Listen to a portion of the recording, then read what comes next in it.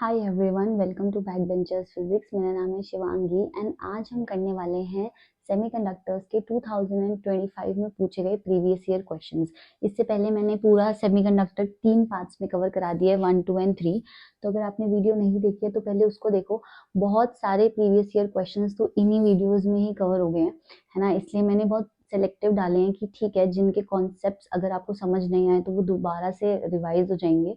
सो अगर आपने channel subscribe नहीं किया तो please subscribe and let's start the video. तो हमारा फर्स्ट क्वेश्चन क्या है? When a PN junction diode is forward biased, the barrier height and depletion layer, इन दोनों के बारे में बताना है। तो बेटा आपको पता है ना, जब फॉरवर्ड बाइसिंग होती है तो क्या होता है? फॉरवर्ड बाइसिंग में देखो, ये हमारा डायोड है, PN diode, P N. Forward biasing में पी साइड पॉजिटिव टर्मिनल के साथ कनेक्ट होती है and N side negative terminal के साथ कनेक्टेड होती है। तो जब डायोड फॉरवर्ड बाइसिंग में होता है, then the depletion width decreases and the barrier height also decreases. तो यहाँ पे ऑप्शन नंबर देखना पड़ेगा। ऑप्शन नंबर फर्स्ट में क्या है? The barrier height and depletion layer increase. नहीं, नहीं, दोनों डिक्रीज हो रहा है। यस, तो सी आंसर सही होगा। जब फॉरवर्ड बाइसिंग होती है तो जो हमारा ये वाला वोल्टेज होता है, ये यहाँ पे एक वोल्टेज होता है स्टॉपिंग पोटेंशियल, उससे ग्रेटर हो जाता है, जिसकी वजह से डिप्लीशन रीजन कम हो जाती है, क्योंकि मूवमेंट स्टार्ट हो जाता है मेजॉरिटी चार्ज कैरियर्स का। डन। तो नेक्स्ट पे चलते हैं। सो नेक्स्ट क्वेश्चन हमारा असर्शन रीजन है। क्या क्वेश्चन है? We can not form a PN junction diode by taking slab of a P type semiconductor. और रीजन क्या है? In a P type semiconductor NE is greater than, यहाँ H आएगा, NH and NH. Okay, तो यहाँ question में क्या बोल रहा है कि पी टाइप सेमीकंडक्टर में क्या नंबर ऑफ इलेक्ट्रॉन होल से ज्यादा होते हैं, और एन टाइप सेमीकंडक्टर में क्या होल से ज्यादा होते हैं, इलेक्ट्रॉन्स नहीं। फर्स्ट असर्शन में क्या बोल रहा है? असर्शन में ये बोल रहा है कि क्या हम दो, एक पी और एक एन टाइप सेमीकंडक्टर को क्या हम एक्सटर्नली जोड़ सकते हैं? मतलब एक पी टाइप सेमीकंडक्टर को ले आओ, एक एन टाइप सेमीकंडक्टर को ले आओ, क्या हम उन्हें फेविकॉल से जोड़ सकते हैं? नहीं, हम नहीं जोड़ सकते। क्यों? इसका रीजन क्या है? फर्स्ट रीजन ये है कि अगर हम उन्हें सिर्फ इंटरफेस से जोड़ देंगे तो एटॉमिक लेवल पे जो ड्रिफ्ट एंड डिफ्यूजन करंट है वो नहीं होगा। ठीक है, एटॉमिक लेवल पे जो ओरिएंटेशन हमको चाहिए वो नहीं मिल पाएगी, जिसकी वजह से पोटेंशियल पीएन जंक्शन क्रिएट नहीं हो पाएगा। इसलिए हम उनको इंटरफेस से नहीं जोड़ सकते। ये पीएन जंक्शन के लिए एक सिंगल क्रिस्टल ही होना चाहिए। जैसे अगर आपने ये जर्मेनियम का क्रिस्टल लिया है या सिलिकॉन का क्रिस्टल लिया है, तो आधी तरफ इस पे पी टाइप इम्प्योरिटी को डिफ्यूज करना है, आधी तरफ एन टाइप मतलब पेंटावेलेंट इम्प्योरिटी को डिफ्यूज करना है, तभी जाके ये क्या होगा, ये एक पीएन जंक्शन सही से बन पाएगा। वरना वो नहीं बन पाएगा, क्योंकि एटॉमिक लेवल पे जो ओरिएंटेशन चाहिए वो नहीं हो पाएंगी। तो इसका आंसर ये है। नेक्स्ट, इसमें ये बोला है कि क्या पी टाइप सेमीकंडक्टर में इलेक्ट्रॉन ज्यादा होते हैं? No, wrong. P type semiconductor में तो मेजॉरिटी चार्ज कैरियर कौन होते हैं? होल्स होते हैं। एंड एन टाइप सेमीकंडक्टर में इलेक्ट्रॉन्स। तो ये गलत है, बट ए इज ट्रू। सो इसका आंसर क्या होगा? सी ऑप्शन जो आपके असर्शन रीजन में होता है, that A is true but R is false. ठीक है, ये तो क्लियर होगा आई होप आपको। नेक्स्ट पे चलते हैं। तो नेक्स्ट हमारा न्यूमेरिकल है। एक बार इसको पॉज करके पढ़ो कि क्या क्वेश्चन है। पढ़ लिया होगा, देखते हैं क्या है। A p-type silicon semiconductor is made by doping an average of 1 dopant पर इतने सिलिकॉन एटम्स। हमें ना यहाँ पे रेशो दे रखा है, रेशो में हमसे बोला है क्या? 1/5 इंटू 10⁻7। मतलब इतने सिलिकॉन के एटम्स पे एक जो है हमारा डोपिंग हो रखी है। If the number density of silicon atoms, इतना सिलिकॉन की नंबर डेंसिटी दे रखी है, number density of silicon is 5 into 10⁻28 atoms per metre cube. तो हमसे पूछे find the number of holes created, number of holes पूछे हैं। उससे पहले हमें ये निकालना पड़ेगा नंबर ऑफ या number density of dopant atoms निकालनी पड़ेगी हमें। Number density of dopant atoms कि हमने कितना डोप करा है। तो कुछ नहीं करते हैं, जो ये रेशियो है उसको नंबर डेंसिटी ऑफ सिलिकॉन से मल्टीप्लाई कर देंगे, तो ये जो रेशियो है 1 कितना रेशियो है 5 इंटू 10⁻7, इसको किससे मल्टीप्लाई कर देंगे, नंबर ऑफ सिलिकॉन एटम से मल्टीप्लाई कर देंगे, विच इज 5 इंटू 10⁻28। 5 से 5 कैंसिल हो गया, तो ये कितना आ जाएगा 10⁻21 atoms per metre cube. But हमसे क्वेश्चन में किस यूनिट में पूछा है, पर क्यूबिक सेंटीमीटर में पूछा है, तो इसको क्यूबिक सेंटीमीटर में करते हैं कन्वर्ट। यही number density of dope and atoms, यही किसके इक्वल होगा, नंबर ऑफ होल्स के इक्वल होगा। ठीक है, तो इसको सेंटीमीटर क्यूब में करते हैं, तो किससे मल्टीप्लाई करेंगे 10⁻21 अपॉन 10⁻6 से डिवाइड कर देंगे, मीटर पर मीटर क्यूब है, 1 मीटर में 100 सेंटीमीटर होते हैं, तो 1 मीटर क्यूब में कितने सेंटीमीटर हुए 10�6 सेंटीमीटर क्यूब है, तो मीटर क्यूब डिनोमिनेटर में है, तो इसको डिवाइड कर देंगे, तो कितना बचेगा 10⁻15 एटम्स पर सेंटीमीटर क्यूब। ठीक है, यही है हमारी नंबर डेंसिटी होल्स की। डन, आगे चलते हैं। तो नेक्स्ट क्वेश्चन क्या है, नेक्स्ट क्वेश्चन के 3 पार्ट्स हैं A B C. First is draw circuit arrangement for studying VI characteristics of a PN junction diode. जब हमें पीएन जंक्शन डायोड के बारे में पढ़ना होता है तो हम उसमें 2 केसेस करते हैं उसके कैरेक्टरिस्टिक्स निकालने के लिए। फर्स्ट है forward biasing and second is reverse biasing. तो ए का आंसर क्या होगा, दोनों की सर्किट अरेंजमेंट बनानी है, फॉरवर्ड बाइसिंग थोड़ा ही लिख देते हैं, फर्स्ट में होगा forward biasing and reverse biasing, है ना। फॉरवर्ड बाइसिंग का सर्किट अरेंजमेंट कैसे बनेगा, व्हेन ये डायोड है, इसका पी साइड कनेक्टेड होगा पॉजिटिव से एंड एन साइड कनेक्टेड होगा नेगेटिव टर्मिनल से, दिस इज फॉरवर्ड बाइसिंग, ये पी है ये एन है। रिवर्स बाइसिंग में क्या होगा, फिर से एक पी एन डायोड लेना है हमें, this time the p side will be connected to the negative terminal and this side will be connected to the positive terminal, this is reverse biasing। then तो ड्रॉ सर्किट अरेंजमेंट बना दिया हमने। Show the shape of characteristic, shape of characteristics क्या थे, shape क्या थी characteristic की, forward biasing में ये इस ऐसे ही बना देते हैं, ठीक है। फॉरवर्ड बाइसिंग में क्या शेप थी कि यहाँ पे वी एंड आई का ग्राफ है, तो पहले क्या हो रहा था, एक कट इन वोल्टेज पे जाके करंट इंक्रीज हो रहा था और उसके बाद एक शार्प टर्न ले रहा था, शार्प इंक्रीज, एक्सपोनेंशियल इंक्रीज, और इस वोल्टेज को हमने क्या बोला था, कट इन वोल्टेज या फिर स्टॉपिंग वोल्टेज। ठीक है, तो ये फॉरवर्ड बाइसिंग के लिए था। रिवर्स बाइसिंग के लिए क्या था, फिर से वोल्टेज और करंट का, यहाँ पे करंट ऑलमोस्ट इंडिपेंडेंट होता है वोल्टेज के लिए, वोल्टेज आप कितने भी बढ़ाते जाओ बट करंट बहुत कम बढ़ेगा, बट एक पॉइंट ऐसा आएगा जिसको हम बोलते हैं ब्रेक डाउन वोल्टेज, उस ब्रेक डाउन वोल्टेज पे करंट शार्पली इंक्रीज होगा। तो ऐसे पहले यहाँ बढ़ता जाएगा थोड़ा थोड़ा थोड़ा, फिर एक पॉइंट ब्रेक डाउन वोल्टेज आएगा जहाँ पे एकदम शार्प इंक्रीज हो जाएगा। ठीक है, तो इसी को ही हम क्या बोलेंगे, ब्रेक डाउन वोल्टेज। तो ये दोनों के क्या है कैरेक्टरिस्टिक्स हैं। Show the shape of characteristic बता दी। Mention 2 information that you get from these characteristics. इस कैरेक्टरिस्टिक से हमें कट इन वोल्टेज के बारे में पता चलता है। कट इन वोल्टेज का मतलब क्या है, वो वोल्टेज जिसके बाद जो है करंट एक्सपोनेंशियली इंक्रीज करता है, करंट एंड वोल्टेज के बीच में नॉन लीनियर बिहेवियर होता है। ठीक, इसमें रिवर्स बाइसिंग में हमें क्या पता चलता है, characteristic break down voltage. Break down voltage वो वोल्टेज होती है जिसके बाद करंट शार्पली डिक्रीज करता है। ब्रेक डाउन वोल्टेज एक रिवर्स वोल्टेज है जिसके बाद करंट शार्पली डिक्रीज करता है। ठीक है, तो ये 2 कैरेक्टरिस्टिक्स हो गए। और कट इन वोल्टेज को हम थ्रेशोल्ड वोल्टेज, नी वोल्टेज भी कहते हैं, ध्यान रखना। डन, इसमें थोड़ी बहुत थ्योरी तो आपको लिखनी पड़ेगी, जैसे फॉरवर्ड बाइसिंग में आपको लिखना पड़ेगा कि थ्योरी की पी साइड को इससे कनेक्ट करते हैं, रिवर्स बाइसिंग में लिखना पड़ेगा। ठीक है, तो वो आप देख लेना थोड़ा सा। बाकी मोटा मोटा चीज तो यही है। ओके नेक्स्ट चलते। नेक्स्ट क्वेश्चन क्या है, ध्यान से पढ़ना है इस क्वेश्चन को। When the resistance measured between P and N ends of a PN junction diode is high, it can act as a resistor, inductor, capacitor या स्विच।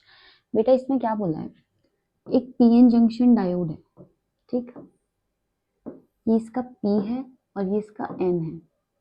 इसने बोला कि जब हम क्या करते हैं, फॉरवर्ड बाइस कर रहे हैं, पहले इसको फॉरवर्ड बाइस, तो फॉरवर्ड बाइस में जो रेजिस्टेंस होता है दोनों के बीच में वो बहुत लो होता है, दोनों एंड्स के बीच में रेजिस्टेंस बहुत कम होता है, तभी तो फॉरवर्ड बाइस में करंट जाता है, या फिर ऐसे समझ लो कि फॉरवर्ड बाइस में करंट फ्लो होता है, इसलिए रेजिस्टेंस कम होता है। ठीक है, अब जब रेजिस्टेंस कम हो गया और करंट फ्लो कर रहा है, तो ये एक क्लोज्ड स्विच की तरह काम कर सकता है। तब ये कैसे काम करता है, क्लोज्ड स्विच। और जब रिवर्स बाइसिंग में रेजिस्टेंस बहुत हाई होता है, मतलब कोई करंट फ्लो नहीं करता है,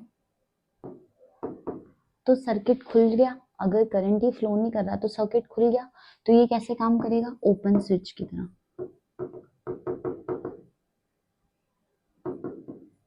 समझ आई बात। जब फॉरवर्ड बाइसिंग है तो ये क्लोज्ड स्विच की तरह काम कर रहा है, मतलब क्लोज स्विच। इसको हम ऐसे भी कर सकते हैं, एक वायर बना सकते हैं, क्योंकि करंट तो फ्लो कर रहा है ना, फॉरवर्ड बाइसिंग में। और रिवर्स बाइसिंग में ये ऐसे ओपन स्विच की तरह काम कर रहा है, क्योंकि कोई करंट ही फ्लो नहीं कर रहा है। तो इसका आंसर क्या होगा, स्विच। डन, नेक्स्ट पे चलते हैं। नेक्स्ट क्वेश्चन असर्शन रीजन है, इसमें क्या बोला है, in a semiconductor diode the thickness of depletion layer is not fixed. Reason क्या है, the thickness of depletion layer depends on many factors such as biasing. Very good, सही है बिल्कुल, है ना। असर्शन भी सही है, रीजन भी सही है। क्या क्यों सही है, क्योंकि डिप्लीशन रीजन जो होता है वो डिपेंड करता है बाइसिंग पे। अगर फॉरवर्ड बाइस हो गया डायोड तो डिप्लीशन रीजन की विड्थ कम हो जाती है, एंड अगर रिवर्स बाइस हो गया तो उसकी विड्थ इंक्रीज हो जाती है। तो ये तो बहुत टुच्चू सा क्वेश्चन था, दोनों ही सही है, ए ही ऑप्शन सही है, that A and R are true and R is the correct explanation of A. ठीक है, समझ आई गया होगा, क्योंकि डिप्लीशन विड्थ जो है वो बाइसिंग पे डिपेंड करती है। ऑलराइट, नेक्स्ट क्वेश्चन देखते हैं, ये न्यूमेरिकल है। इस क्वेश्चन को रीड करो एक बार। इस क्वेश्चन में क्या बोला है, ये बोला है कि ना एक डायोड है, उसको सीरीज में कनेक्ट कर दिया एक रेजिस्टर के साथ और एक बैटरी के साथ। ठीक है, इस बैटरी का V वोल्टेज हमें नहीं बताया है, इसमें बोला है कि जो करंट है वो फ्लो कर रहा है 15 milliampere. So current I is 15 milliampere. And ये कौन सी डायोड है, सिलिकॉन डायोड। सिलिकॉन डायोड, तो इसका जो थ्रेशोल्ड है VD वो कितना है, 0.7। V नॉट या V डायोड 0.7। तो हमको किसकी वैल्यू निकालनी है, हमको V की वैल्यू निकालनी है। बहुत इजी सा क्वेश्चन है, कुछ खास नहीं है। इस रेजिस्टर की वैल्यू भी दे रखी है हमें 1000 ओम। ठीक है, किरचॉफ्स लॉ लगाएंगे कि जो टोटल वोल्टेज होती है वो किसके इक्वल होगी, जो उसके कंपोनेंट्स हैं उसकी वोल्टेज के। तो ये VD प्लस VR। VD कितना है 0.7 प्लस VR कैसे निकालेंगे, पहले यहाँ निकाल लेते हैं। IR लगाएंगे सिंपल ओम्स लॉ। I कितना है 15 मिली एम्पियर, मिली के लिए -3 से मल्टीप्लाई करेंगे, एंड रेजिस्टेंस कितना है 1000, कैंसिल हो गया, कितना आया 15 वोल्ट्स। तो यहाँ पे 15 रख देंगे, तो V कितना आ जाएगा 15.7 वोल्ट्स। बहुत इजी सा क्वेश्चन था, बस यही समझना था कि VD को लेके कंफ्यूज नहीं होना था कि 0.7 को कहाँ पे यूज करना है ना। इसी में ही कंफ्यूज हुए थे बच्चे कि इस VD की वैल्यू को कैसे यूज करना है। तो आपको कुछ नहीं, आपको बस KVL लगाना था। डन, सही है, नेक्स्ट पे चलते हैं। ऑलराइट, नेक्स्ट भी हमारा न्यूमेरिकल है। क्या कहता है, in an intrinsic semiconductor carriers concentration is इतनी।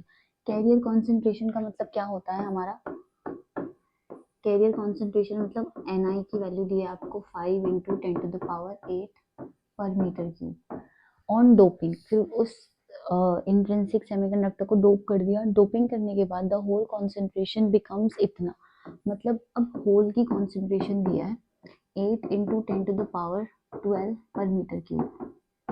ठीक है, आइडेंटिफाई द डोपेंट।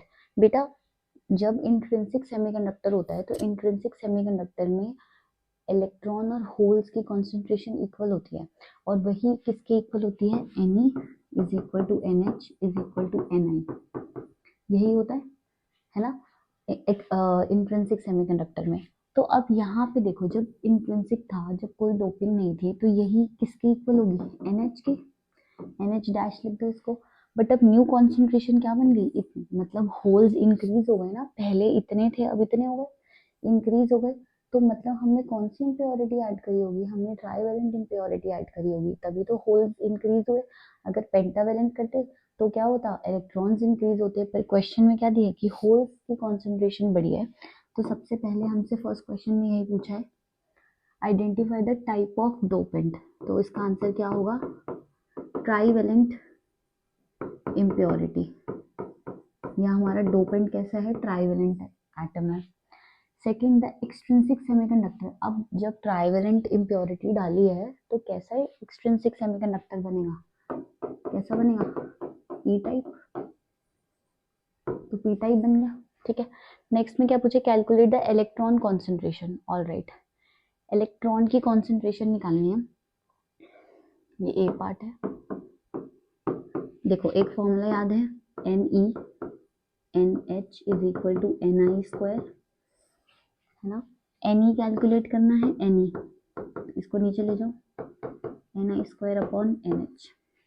ठीक है, Ni कितना दिया है, 5 इंटू 10⁸8, इसका क्या करना है, स्क्वायर अपॉन NH कितना है, 8 इंटू 10⁻12, ये कितना हो जाएगा, 25 इंटू 10⁻16 अपॉन 16 इंटू 16 कहाँ से आया, 8 होगा ना, 8 इंटू 10⁻12, तो ये अप्रॉक्स कितना आएगा, 25 को 8 से डिवाइड करोगे तो 3.125, और ये ऊपर जाएगा तो कितना आएगा, 10⁻4। ठीक है, तो ये है हमारी इलेक्ट्रॉन की कॉन्सेंट्रेशन। फॉर्मूला ये वाला आपको याद होना चाहिए था, और ये थोड़ा सा कॉन्सेप्ट लग रहा था कि कौन सा डोपेंट है एंड कौन सा एक्सट्रिंसिक सेमीकंडक्टर है, तो इसको भी याद रखना। डन, ठीक है, आगे चलते हैं। नेक्स्ट क्वेश्चन है, which of the following is an electrical conductor at room temperature, tin, mica, silicon या कार्बन। तो इसका आंसर टिन है। ठीक है, Sn इसका आंसर है, Sn को क्या कहते हैं, टिन कहते हैं। ठीक है, रूम टेम्परेचर पे ये क्या होता है, कंडक्टर होता है। डन, नेक्स्ट क्वेश्चन में क्या है बेटा, draw the energy band diagrams of N type and P type semiconductors at T greater than 0 Kelvin. Show the donor acceptor energy levels with the order of difference. Okay, सबसे पहले हम N type semiconductor के लिए बनाते हैं, N type semiconductor के लिए, और यहाँ पे बनाते हैं पी टाइप सेमीकंडक्टर के लिए। देखो मैं आपको याद कराती हूँ, ठीक है ना, तो बहुत अच्छे से याद हो जाएगा आपको, क्योंकि दोनों साइड साइड में बनेंगे। तो सबसे पहले दोनों में ही होता है वैलेंस बैंड, और दोनों में ही होता है कंडक्शन बैंड। डेफिनेशन में इसकी फुल फॉर्म लिखने की तो जरूरत नहीं होगी मुझे लगता है, VB मतलब वैलेंस बैंड एंड CB मतलब कंडक्शन बैंड। अब यहाँ पे एन टाइप सेमीकंडक्टर में कंडक्शन बैंड के नीचे एक एनर्जी लेवल होता है जिसको हम ED कहते हैं, ये क्या होता है, डोनर एनर्जी लेवल। और एन टाइप सेमीकंडक्टर में वैलेंस बैंड के ऊपर एक एनर्जी लेवल होता है जिसको EA कहते हैं, वो क्या होता है, एक्सेप्टर एनर्जी लेवल। बस यही है हमारा क्या, दोनों का एनर्जी डायग्राम। यहाँ पे इस एनर्जी को हम EV कहते हैं, जो वैलेंस बैंड की टॉप मोस्ट लेयर की एनर्जी होती है, और इसको हम क्या कहते हैं, EC कहते हैं, जो कंडक्शन बैंड के लोएस्ट लेवल की एनर्जी होती है। तो यहाँ पे भी ये EV होगा एंड ये क्या हो जाएगा हमारा EC। ठीक है, तो बस यही है दोनों का एनर्जी बैंड डायग्राम, इतना बना लोगे तो फुल मार्क्स मिलेंगे आपको। डन। ये सब थ्योरी की क्लास में कराया हुआ है मैंने, कुछ भी नया नहीं है, बट स्टिल हमें PYQ कर रहे हैं हम, तो हमें करना ही पड़ेगा। नेक्स्ट पे चलते हैं। नेक्स्ट क्या है, differentiate between half wave and full wave rectifier with the help of circuit diagram, explain the working of full wave rectifier. तो बेटा रेक्टिफायर्स वो डिवाइस होते हैं which convert the alternating current into direct current, ठीक है। Rectifiers are of two types, half wave rectifier and full wave rectifier. इनका principle ये होता है कि ये डायोड की यूनिडायरेक्शनल करंट फ्लो करने की प्रॉपर्टी, मतलब फॉरवर्ड बाइस में वो करंट कंडक्ट करता है बट रिवर्स बाइस में वो करंट फ्लो नहीं कराता, तो ये उसको यूज करते हैं, ठीक है। ये रेक्टिफायर्स का प्रिंसिपल है। हाफ वेव रेक्टिफायर और फुल वेव में क्या डिफरेंस होता है, हाफ वेव सिर्फ आधी वेव्स को ही ऑल्टरनेटिंग करंट से डायरेक्ट करंट में करता है, ठीक है। जबकि फुल वेव रेक्टिफायर नाम से पता चल रहा है वो सारी की सारी वेव्स को ही ऑल्टरनेटिंग करंट से डायरेक्ट करंट में कन्वर्ट करता है। कैसे करता है फुल वेव रेक्टिफायर का, देखते हैं उसका डायग्राम। फुल वेव रेक्टिफायर का यहाँ पे एक ट्रांसफॉर्मर होता है, ठीक है, जिसको हम सेंटर टैप ट्रांसफॉर्मर कहते हैं। ये प्राइमरी कॉइल है, ये सेकेंडरी कॉइल है। यहाँ पे हमारा क्या लगा हुआ है, इनपुट। यहाँ पे हमारा एक डायोड D1 लगा है, दो डायोड्स होते हैं फुल वेव रेक्टिफायर में। यहाँ पे हमारा डायोड D2 लगा है, ठीक है। यहाँ पे हमारा लोड रेजिस्टेंस लगा है RL। ये हमारा क्या है,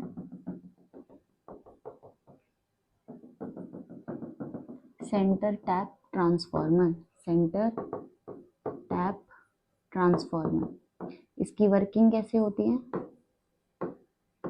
वर्किंग ऐसे होती है कि यहाँ पे पहले इसको इनपुट वेव दो, ये इनपुट वेव है। अब आउटपुट वेव क्या जनरेट होगी ये देखते हैं। तो सबसे पहले पॉजिटिव साइकिल पे यहाँ पे मैं लिख देती हूँ स्टेप्स। स्टेप्स क्या होंगे, step 1 during positive half cycle,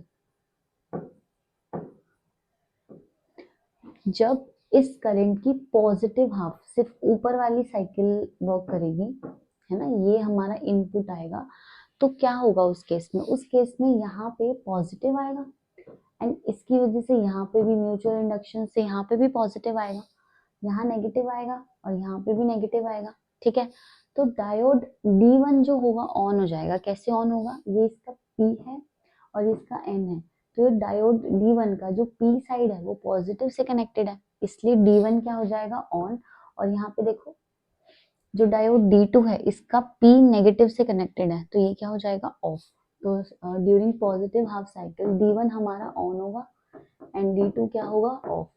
तो जो करंट होगा वो किसकी वजह से फ्लो करेगा, D1 की वजह से, तो हमारी एक वेव आएगी D1 की वजह से, ठीक। अब नेगेटिव हाफ साइकिल में क्या होगा, step 2 during negative half cycle. अब उल्टा हो जाएगा, यहाँ पे देखो इस नेगेटिव हाफ साइकिल में यहाँ पे नेगेटिव होगा एंड यहाँ उसकी वजह से यहाँ पे भी क्या हो जाएगा नेगेटिव, यहाँ पॉजिटिव होगा, यहाँ पॉजिटिव होगा।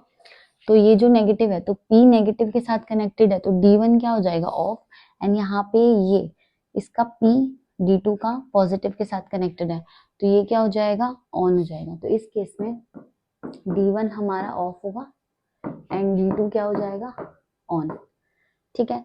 तो अब जो आउटपुट वेव आएगी वो किसकी वजह से आएगी, वो हमारी D2 की वजह से आएगी। तो जैसे ये साइकिल्स चलती रहेंगी चलती रहेंगी चलती रहेंगी, तो यहाँ पे क्या होता रहेगा, हमारी और वेव्स आती रहेंगी।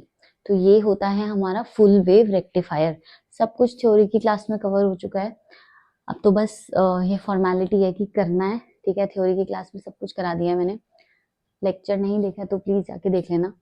डन, ये है हमारा फुल वेव रेक्टिफायर। आगे देखते हैं क्या है अब। ओके, नेक्स्ट हमारा असर्शन रीजन है, क्या कहता है, N type semiconductor is not negatively charged. Charge की तो कोई बात ही नहीं आई ना, हमारा चार्ज की तो कोई बात ही नहीं है। हमने एन टाइप सेमीकंडक्टर कैसे बनाया, पेंटावेलेंट इम्प्योरिटीज को डोप करा, पेंटावेलेंट जो एटम्स थे फॉस्फोरस, उसको डोप करा हमने एक सिलिकॉन के क्रिस्टल में या जर्मेनियम के क्रिस्टल में, तो जो ओवरऑल प्रोटॉन्स और इलेक्ट्रॉन्स है वो तो कांस्टेंट ही रहता है, तो चार्ज नहीं है इस पे, ठीक है। तो ए सही है कि हमारा जो एन टाइप सेमीकंडक्टर है वो नेगेटिवली चार्ज नहीं होता।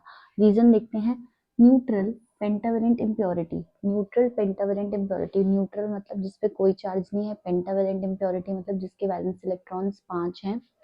डोप इन इंट्रिंसिक सेमीकंडक्टर, उसको डोप करते हैं जब इंट्रिंसिक सेमीकंडक्टर में, donates its fifth unpaired electron, सही बात है, अपना अनपेयर्ड इलेक्ट्रॉन डोनेट करती है, 4 बॉन्ड बना लेते हैं, एक डोनेट करती है to the crystal and becomes a positive donor, बिल्कुल सही है।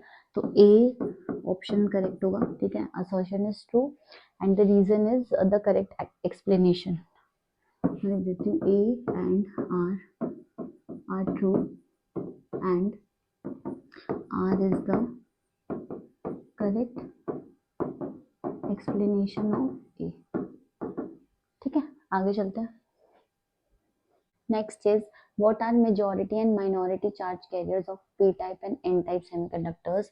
So n type semiconductor में, n type semiconductor में मेजॉरिटी चार्ज कैरियर्स होते हैं हमारे, क्या होते हैं, इलेक्ट्रॉन्स, ठीक है। माइनॉरिटी भी पूछा है, हाँ माइनॉरिटी भी है, तो माइनॉरिटी चार्ज कैरियर्स क्या हो जाएंगे, होल्स। और पी टाइप सेमीकंडक्टर में, पी टाइप सेमीकंडक्टर में मेजॉरिटी होल्स होते हैं एंड माइनॉरिटी क्या होते हैं, इलेक्ट्रॉन्स, ठीक है। नेक्स्ट पार्ट में क्या पूछा है आपसे, explain briefly the formation of diffusion current and drift current. ये आंसर आपको मिलेगा मेरे सेमीकंडक्टर्स पार्ट 3 में, ठीक है। तो आप वो जाके देखो, उसमें आपको बहुत अच्छे से डिफ्यूजन एंड ड्रिफ्ट करंट मैंने बहुत डीपली एक्सप्लेन किया है, तो वो देखो और आंसर मुझे भी बताना आप, ठीक।